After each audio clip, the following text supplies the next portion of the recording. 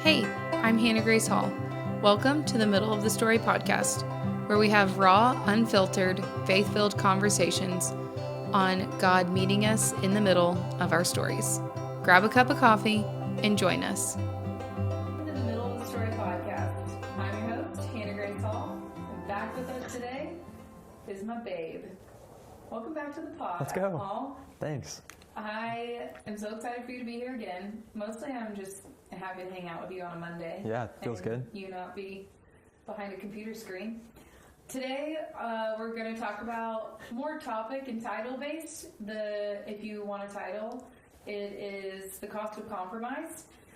And as we shared in our testimonial video, and where God met us in the middle of our marriage and in the middle of your story is addiction and pornography. And so today we want to talk about what the cost of compromise is when it comes to addiction and pornography, because as we've learned through our marriage and you through your life, that it's not like super taboo. It's pretty normalized and doesn't have like a fear factor around it, really. We've even had people in our life say like, oh, our therapist told us to watch pornography in our marriage. Yeah. Like, there's not a lot of cost around it, and especially with OnlyFans, Instagram, Reddit, Spotify, just to list all the places you can find pornography today that is not typing into your Google search bar people having sex. It doesn't cost much in your pocketbook or on your soul. And so we want to bring the conversation. Well, sorry, what do you mean? Do you mean that it doesn't cost much on your soul? That's I feel like that's the message that our culture wants. Oh, okay, gotcha. Not we are sending. Yeah. But what you're told through music, through social media, and different avenues is there's no cost. It's no big deal. Yeah. Everybody does it. And it's casual. It's just it's like a hit. Yeah. And so we want the goal of the podcast or this session is what is the cost? Yeah. Because there is a cost. Sure. And it matters. Sure. So I just want to jump in. I have my notes up here. But let's jump into what makes initially in your journey, what made it feel harmless and normal, what's the word I'm looking for? Normal developmentally. Tell us about that. Well, I think that there's kind of two groups. Sure. I think there's what you kind of started off saying, like here's culture, and it's super normal, everybody does it, it's common, part of development, you're just being curious, is like how it starts. Yeah. But I don't think that's the circle I grew up in. I think the other one would be like the church culture of like, hey, we either don't talk about this where it is taboo and it isn't talked about as much. Right. Or when it is talked about, it's more like shame or guilt based. Right. Or it's just, I think in the church we hit surface level things about porn, and I think that has become more normal, which is good. Like people talk about it more openly in church. I meant it's like normal in our societal. Yeah. Like in a group of guys, like it would not be taboo to be like for guys to be doing that. I don't know how to speak for. Yeah, right. You have to speak to the male side. Well, no, I think that's true, but I don't think that wasn't how I experienced it. Right. Like for me, it was taboo. Like for me, it was always hidden, and I think it took me a long time to understand like what the heart level issues were that were causing it and the things I was looking to answer through it. So yeah, I guess, sorry, your question is more of like, when you talk about like, oh, it's not that big of a deal, I kind of always did feel like it was a big deal. Okay. I don't know that I ever felt like, oh, it's not that big of a deal. I think that there are times where like you can justify it, like you can talk yourself into it, whether that's like, oh, this woman has clothes on, so like I'm not objectifying her, you know, and it's like, yeah. I think there's like compromise there, there's lies we tell ourselves there. Yeah. But I think for me, like it was shameful, like, yeah. Yeah, I think that was more my experience with it. Yeah. And that's like why I kept it hidden. Like I didn't really ever talk about it with friends. Yeah, I think we've talked about even like in middle school locker room talk, me like playing dumb. And then like that kind of became my default of like just anytime that would come up, just being like, oh, I don't know what you're talking about, and like ignoring it. Because it was like that was a part of myself I didn't really know what to do with. Yeah. Do you feel like it started to shape your brain? Like, do you feel like you started desensitizing yourself to risks or the process of like punishment or reward, or even like your desires relationally? Do you feel like it affected your brain in any way?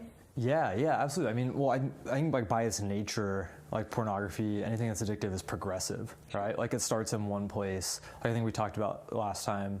For me, it started like in middle school, like in a video game, and then it just progresses to like what you're looking for, what you find stimulating, whatever it is, just continues to progress. And then I think when we think about it through the lens of like addiction, like I'm not an addiction expert, I just have my own experience, but well, in our program was made for like the counseling program. Sure, like we've learned a lot about it, but what I'm trying to say is like I don't have like a PhD or something. I just read a lot of books as we've worked through this and worked with a lot of counselors through it.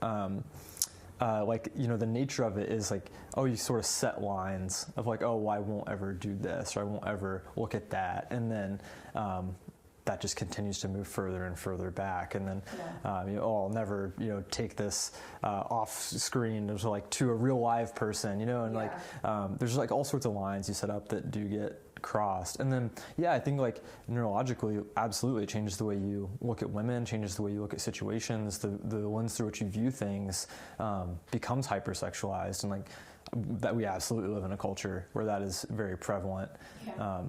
It's definitely true.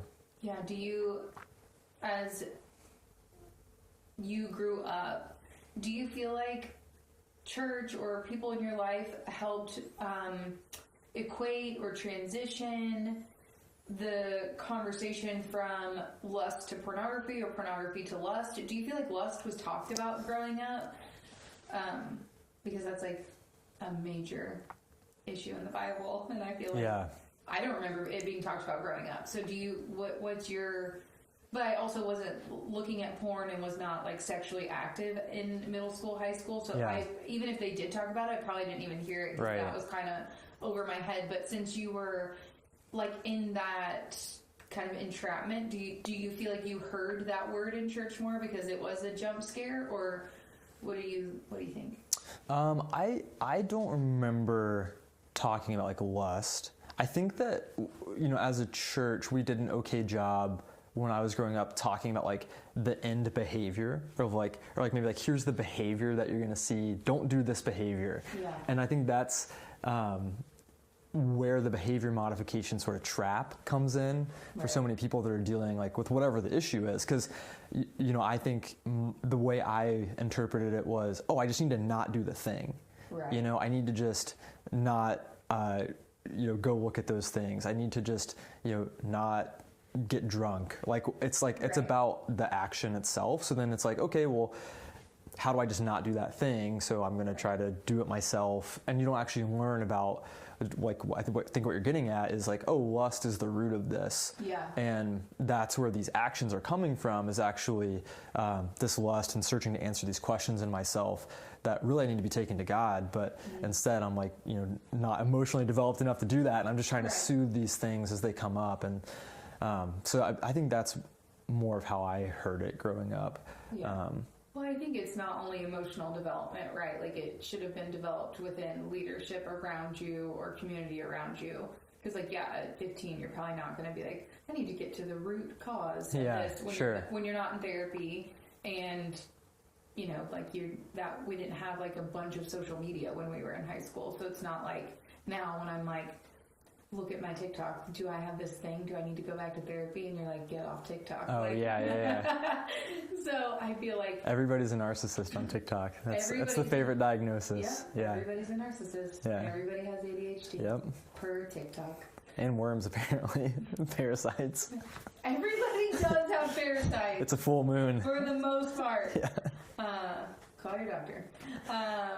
But I do think that leadership, what we hope for is that in the Western Church, leadership starts, which they probably are doing this. This is not like a blanket statement for all churches, but we start talking about root causes and getting to the root of sin versus, like you said, cutting things off at surface level, which is just behavioral changes. Because we know from our experience that religion doesn't change us. Relationship with Jesus does. Mm-hmm. So,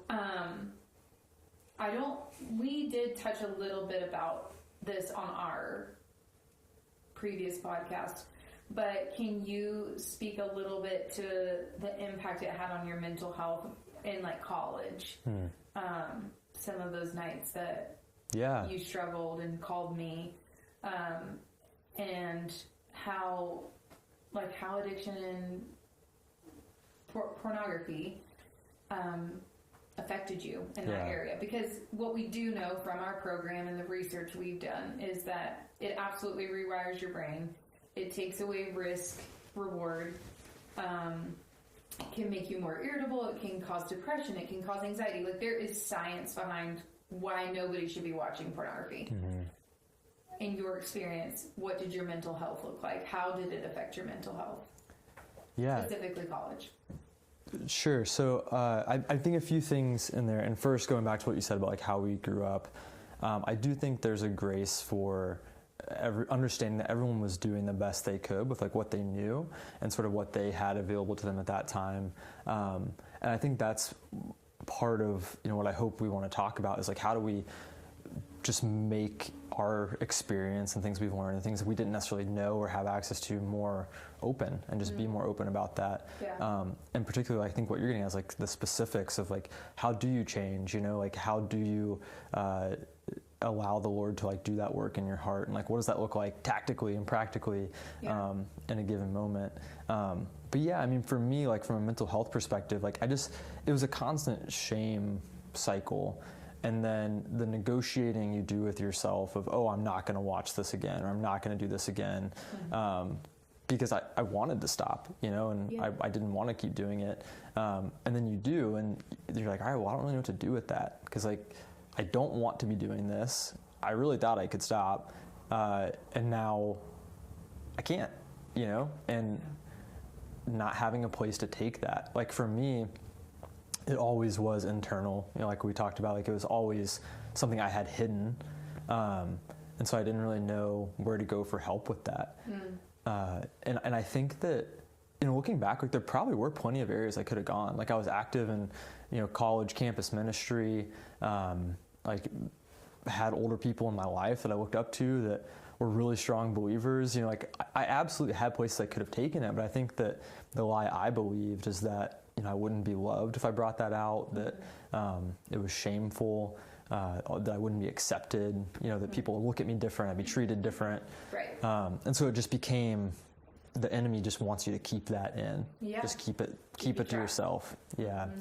And it's so much easier for him to do that in isolation. Yeah. So for me, like there was a night after I had back surgery where I was on pain medicine and couldn't sleep, and took something to sleep and then didn't fall asleep, and then I'm in a shame cycle about all these things I've been dealing with.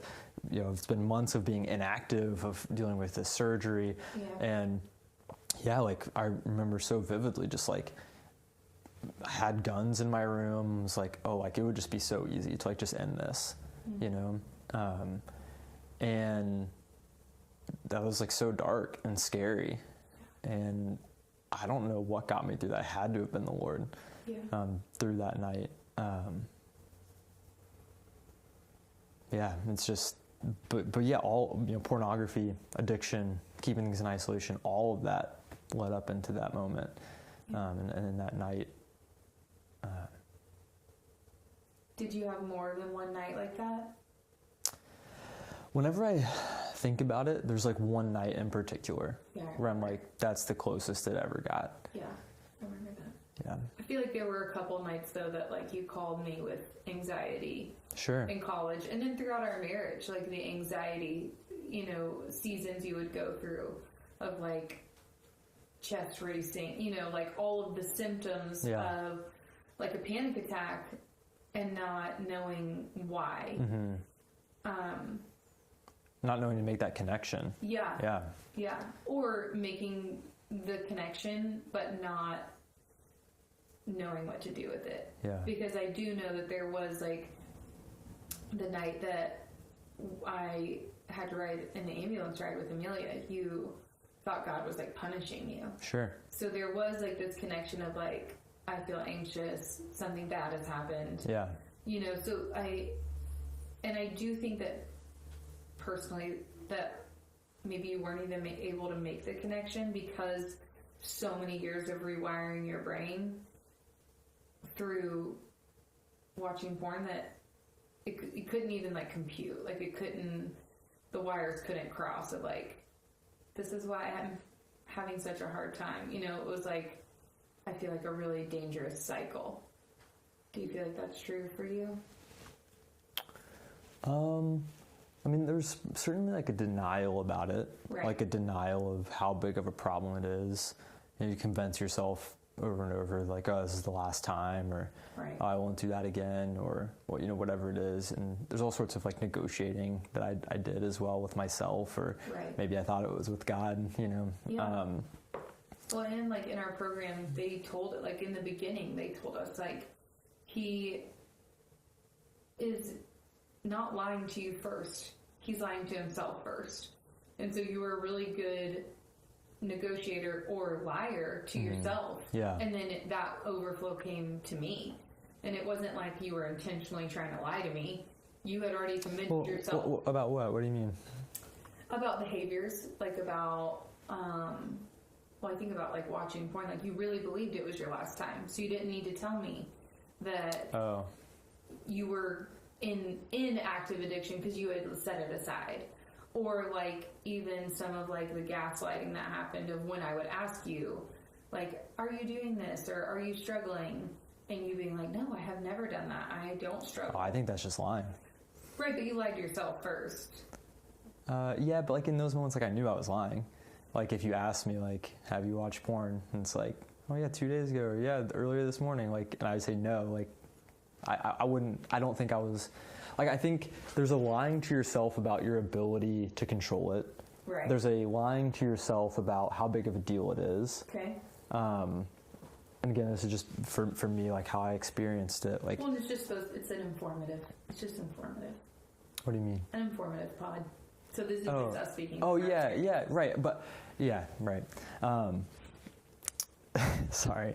When I talk about it, I think I often default to like in my experience because it's a lot of the resources I got exposed to are really big about like taking what works for you and like leaving the rest. And so like when you're talking about these things with people, like there might be something that worked for someone else in addiction that just didn't resonate with me at all. Yeah. Like I was actually listening to a sermon on the way over here where the guy the pastor was talking about a guy getting rid of his smartphone, right, to stop watching porn, and how that was like him really making the commitment. And I'm listening to that kind of like, come on, dude, like that's not going to stop you from accessing porn or masturbating. Like if you, right. Yeah. Like, and so it's like but I also know people that I've met in recovery where like that absolutely was an essential part for them. Yeah. And so that's where it's like, I don't want to project the things that did or didn't work for me or that did or didn't resonate because I don't want to hold that back from somebody else. That might be a perfectly reasonable step for somebody else to take.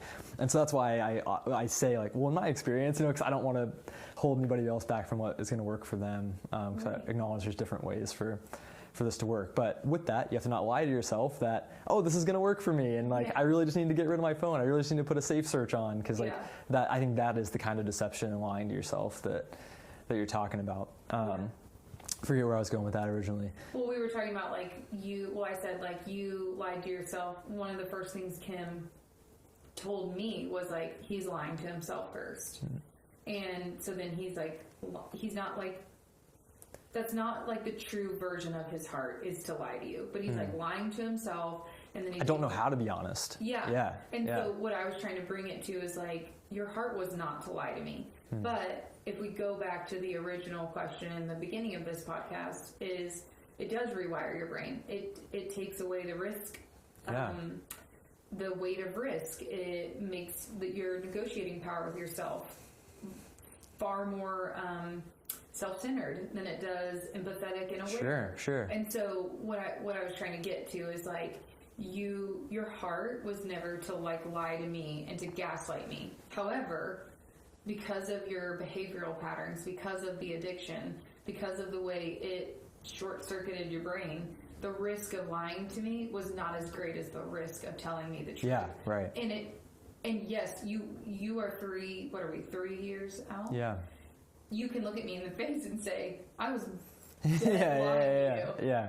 But like, I remember... Feels weird to laugh about that, but like, yeah. We can laugh about it. If I'm laughing about it, we can laugh about it. But 3 years out now, you can say I was lying to you, but 6 months after, even 3 months after, you being like, but I didn't want to lie to you. Yeah. Like I don't think it was like a bold-faced lie in the moment, because there was so much in the way for you to be able to see, I am bold-faced lying to my wife. Right. You know? Yeah, we talk about like the consequences of that too. Like, it feels like in the moment that, the risk is like there's no risk in like keeping this hidden. Right. And to your point, like me being honest about it felt like the riskiest thing, but that's actually like the thing that's necessary for healing. Yeah. That's like, if you keep that hidden, the risk just keeps getting greater and greater and greater of you losing your marriage, of you continuing to do even more and more harmful things to your spouse or yourself or other people that you can't take back and are harder to work through. And so like there's a risk in it feels like the risk of coming clean about it is the greatest risk there is. Yeah. But in reality, the risk of keeping it hidden is so much greater, because it's just going to continue to progress. And when you say that is like so spiritual, like that is Satan. Like, if you tell everyone, if you bring things into the light, bad things are going to happen. Yeah. But if you keep things hidden, we can keep it safe and in this box and let it rain over your life. Yeah. And our prayer for every man and woman is for the light to come in. Yeah. The lights to be turned on. A window to be cracked where a little teeny tiny light can come in. Because when that happens, there are consequences, right? Like, we went through a really hard season. We almost lost our marriage. Like, we hurt people. You hurt people. However, God gave you freedom and safety and sanctification and peace that you had never known before. Yeah. Do you feel like that's... I'm speaking for you because I know you super well. Yeah. And it's our story. Sure. You feel like that's true for you. Yeah, definitely. And also, like, there's the longer you wait to bring these things out, like, you're just delaying the healing. You're delaying the things that can actually bring freedom into the situation, and you're really just causing more things you're going to have to work through, and more things you're going to have to heal from, more things you're going to have to get free from. Yeah. And so I think, there's this idea that, like, rock bottom can be wherever you want it to be. Yeah. And, like, you don't have to keep digging, Yeah. So I think that if there's someone out there that's like, I know I have an issue with this, but I'm scared to bring it out. I'm scared to work through these things. Like, sooner is better than later. And there's nuance on that. Like, there's healthy ways to, like, reveal details and that sort of thing, especially to a spouse, and being considerate about how those things come out. But or to family. Like, sure. We learned a lot, family and friends. We learned a lot in that season. And, hindsight's 20/20. There are things that you and I both wish we could go back and do differently. Yeah, absolutely. And we did, like, we hurt people. We got hurt by people because the uncharted waters were really rough. Do you want to speak to how the addiction and pornography affected relationships outside of me? Like, how it affected friendships or relationships within our, like, families of origin? What would you want someone to know on, like, how it affects the whole sphere of who you are? It's not just a hidden sin that's just between you, God, and the enemy, and it is encompassing. How do you feel like it affected those around you? Yeah. Well, sorry, I think there's a lot in there. Sorry. How long-winded question. how did it affect those around me, or how? Relationally, did it affect you and people in your life? Yeah. Well, the first part of your question made me think about just that there's really no boundary for like where your lust gets placed and like what it gets put on. And so like, yeah, like seeing, like objectifying women in public, you know, whatever that is, like, you know, that continues to progress, and like there's things that are meant, separately from that, there's things that are meant like only for your wife, like those intimate experiences or the things you do together that gets placed other, you know, your mind starts to go other places, and like in the Bible talks about like if you think about a woman, you know, lustfully, like you've already committed adultery, you know, and I think like that's so hard, because I think every guy out there is going to be like, oh well, I've checked out other women, you know, like, and so I think the renewing of your mind, and like it kind of goes back to where this all started, of like culture would just tell you like it's normal, you know, and Jesus would actually say, I want to set you free from that, and like really good. and like I want to show you how that doesn't have to be true, and I think we misunderstand like how that happens. Like I think it's more of a process than we want to admit, because we don't want to sit in it and the pain and the hard work of what it looks like to actually progress in your healing and your health and your mind actually getting rewired, and that's a longer process than we want. We're really not good at that as a culture either, of things that take time. Amazon Prime culture. So I mean that was kind of where my mind went with the first part of your question. That's good. The second part was about how it affected those around me. Like when it came out, like, you go ahead. I don't want to roadmap you. You go ahead. Yeah, okay. Yeah, like it took away from like the closest relationships in our life. I think at a bare minimum, there's anyone who knew me saying, what? You know, like, what's going on here? I think that would be one reaction. I think the other reaction would be, dude, come on, everybody is doing that. You know, like, and I heard that too. I heard both of them. Like, one, not that bad. Not even, it's not that bad. It's like, it's fine. You know, like, so I think those are sort of the two reactions. And then of the people where like, whoa, like how could this be going on? I think there's a feeling of almost betrayal that I'm sure they felt, of like, we thought we knew you, you know, like we thought you would have talked about this. Like we thought you would have come to us. We thought we were safe for you. And they might have been, you know, they might have really been safe places. And it was about me not knowing how to go to them or how to open up about that. So I think that's like one level of hurt. And then there's also like, when we walked through that, like, because you're my wife, the immediate priority was like you and me. Like, how do we make sure that it's just you and me? How do we make sure this gets healed? How do we make sure you and I walk through this in a way that's actually going to be productive and going to give us the help and the healing that we both need? And I think because of that, like, we drew our circle really small, to the exclusion of family members, to the exclusion of really close friends, to the exclusion of like anyone that I wasn't 1,000,000,000% sure this is going to be a safe place that's going to point me in the right direction. And I didn't know how to evaluate that. So then I probably cut people out that didn't need to be cut out, because they really would have pointed me the right way, but I didn't even know how to assess, is this person healthy or safe or gonna point me the way and give me wise counsel? Like, I didn't know how to assess reality. I didn't know how to assess if other people were healthy.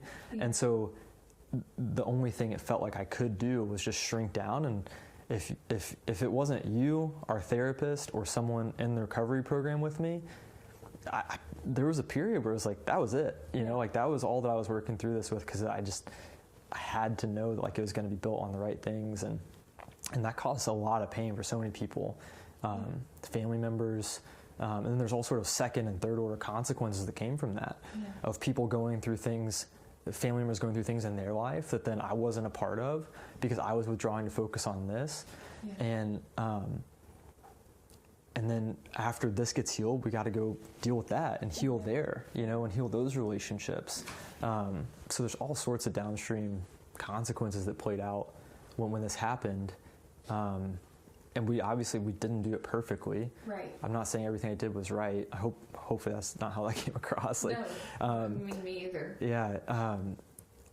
And at the same time, if anyone's dealing with this, still don't wait, don't, because I think that's my fear is I'm always I heard a lot of people in this process, and then people will hear that and say, I guess I should just keep it closed in. Yeah. And that's not what I'm saying at all. What's on the other side of that? What's on the other side of that freedom? What's on the other side of that healing? My relationships with those people are closer than they've ever been. Yeah. The Lord has restored and redeemed so much in our life and our families and all of that. So I want to make sure I keep the full picture there. And there is the reality of there was a period there that we were walking through early that we didn't do perfectly. I heard a lot of people, and part of me healing is being able to take ownership of that. Yeah. Well, I think that it would be a disservice to someone if they were in it to say, you should do this, it will be great. It was great in the sense of the peace you felt and the freedom you felt, and it was really hard. And people got hurt, and we experienced hurt through the process. And you would look at me and say, I have never felt this kind of peace before. Yeah. I breathe differently. Yeah. So it is absolutely a both and I think we owe it to people to say, do it, stop digging the hole, climb out. The climb is just going to be hard. Yeah. Because we're not here to lie to you. The whole point of the podcast is the middle of the story, where God meets us and the authenticity around what the middle is like. Yeah. And the middle was amazing. You were experiencing God in ways that I had never seen you experience Him. You were encountering the Lord. You were speaking prophetically, this is what God has said to me. This is how I'm feeling. And we were navigating things that were really hard. Our baby was 9 months old when it started. Yeah. In the thick of it, she was 11 months, then turning a year old. I mean, there was just a lot happening. So yes, we didn't do it perfectly. We hurt people. You hurt people. It was really hard, and still do it because it's worth it. Right. On the other end. Yeah. I think the freedom now is there's just the only thing that we're beholden to is the truth. Yeah. And we've already worked through the truth. We've dealt with the truth. Jesus is in the truth. Jesus is the truth.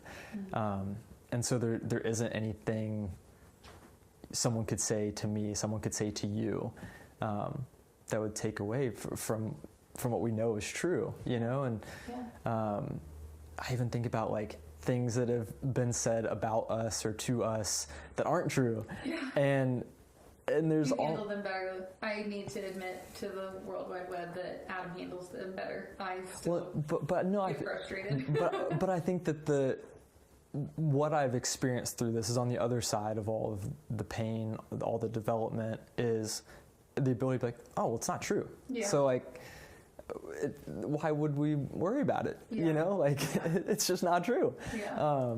And there's a freedom and a peace that's almost simple-minded in that of being known by the Lord. Yeah. Yeah. I want you to give a 2 or 3 minute how do I want to say this? I want you to give a 2 or 3 minute bumper lane for people walking out either addiction or struggling with lust. What is your heart for men in our culture today? Yeah. I mean, the bumpers for somebody. Sure. Yeah. I mean, if you're a guy out there, you're struggling with porn, you've probably tried to stop, probably hasn't gone well. You convince yourself, I'm really not going to do it again. This really is different. You're going to try things to stop. You're going to white knuckle it. You're going to delete things off your phone. You're going to maybe get a new phone like we talked about. If you're trying these things, then I think that is symptomatic of it's a bigger issue that you need to deal with. I hope we can lovingly say that to people, and that's okay. Yeah. To admit that about yourself. It's actually really important to get an understanding of what's going on.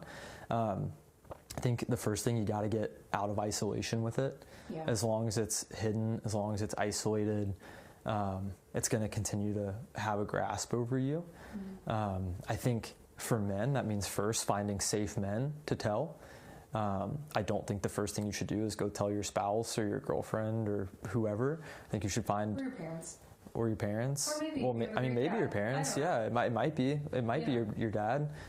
If he's a safe man in your life that you trust, like, absolutely could be them. But yeah, I would say go find safe men, a safe man to confide in.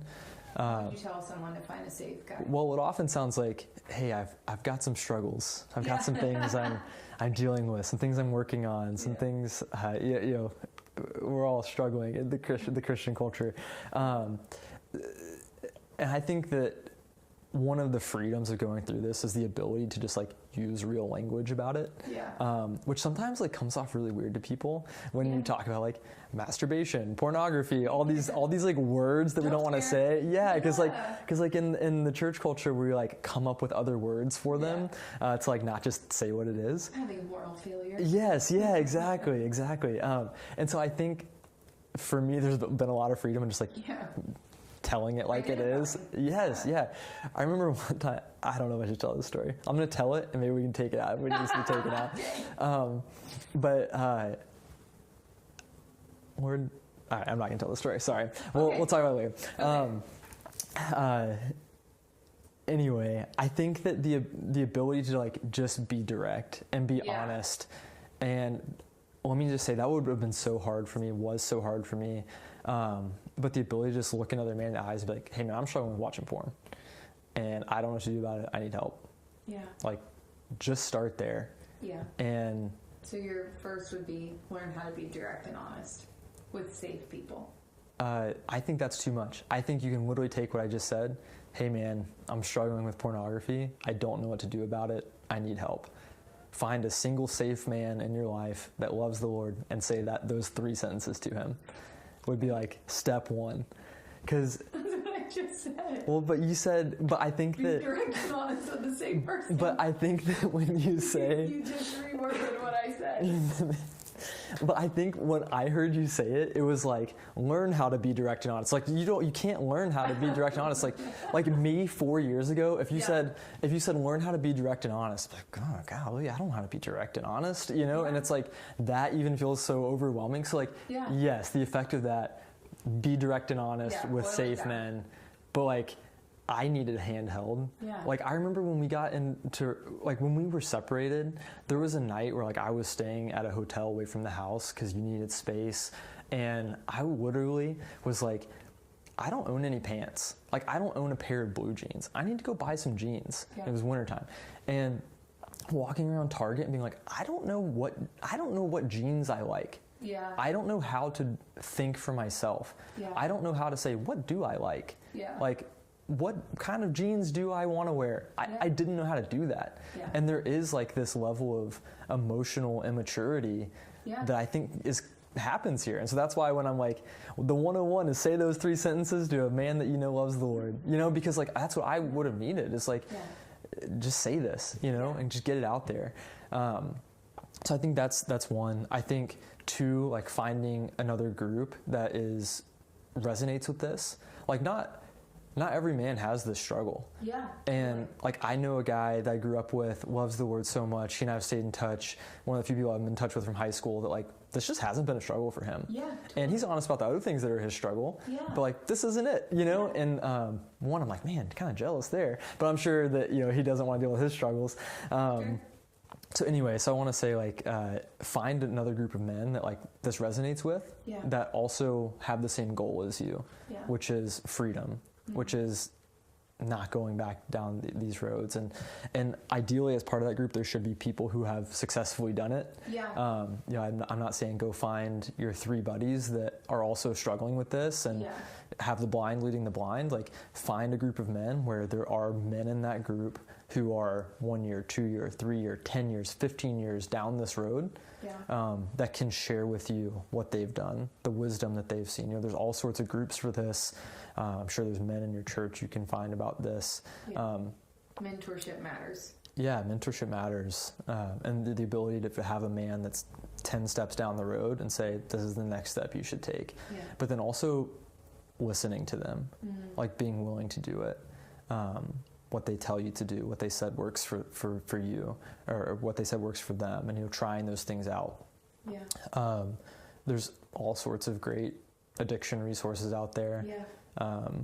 We got a whole host of books that were recommended to us that really helped. I'm thinking of Worthy of Her Trust was absolutely a big one for me. Yeah. There's another one, I think it's called Out of the Doghouse, which is actually written by someone who's not a Christian. But there's actually a lot of really great, sort of science in that book. And then, getting in a group. I was a part of a group that worked a program and, still have ties there and was super active in that. And needed to be, especially in those early days. I think you also have to understand the road that's ahead, which is it's really hard. If this is something that is a pattern in your life, the first 30 days are really hard. The first 90 days are really hard. The first 6 months, really hard. Yeah. I think that's why you see so many people returning back to that. Is because you think oh, it's going to be gone in 2 weeks. And it's not. You're going to have to learn how to work through the triggers, how to work through understanding when you're vulnerable, work through what is the underlying emotions that I'm trying to cope with that I can't or don't know how to or never learned how to. There's a lot of deep work under that that you have to get to if you want this rooted out in your life. You have to understand what those core wounds are. You have to understand what those core questions are that you're trying to find the answer for. You have to understand if maybe it's a connection. You're looking for a feeling of wholeness. You're looking for a feeling of acceptance of all these things. And I think that is really, really what has to be, arrived at, is getting those questions answered by the Lord. Yeah. Well, I think at the end of the day, everything comes back to the gospel for us and for you and for your freedom. And ultimately, we want people to know freedom from addiction, but we want people to know freedom in Christ. Yeah. So, just to wrap it up, I have loved you being here. You have so much wisdom around it. I'm so proud of you. This month, 3 years sober? November. Yeah. We're almost at the 3-year mark. I just want to honor you. You've done an amazing job leading our family, loving me well, and learning how to be honest. And I want to post the books that you've mentioned today.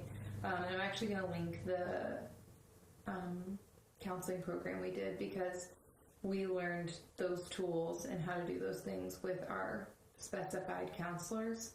And I just honor those therapists that walked us through that. Yeah. But at the end, sorry. Also, I was gonna say if you gotta go. Okay. I was just gonna say anyone who wants to get in touch with me about this, please, we can absolutely do that. I will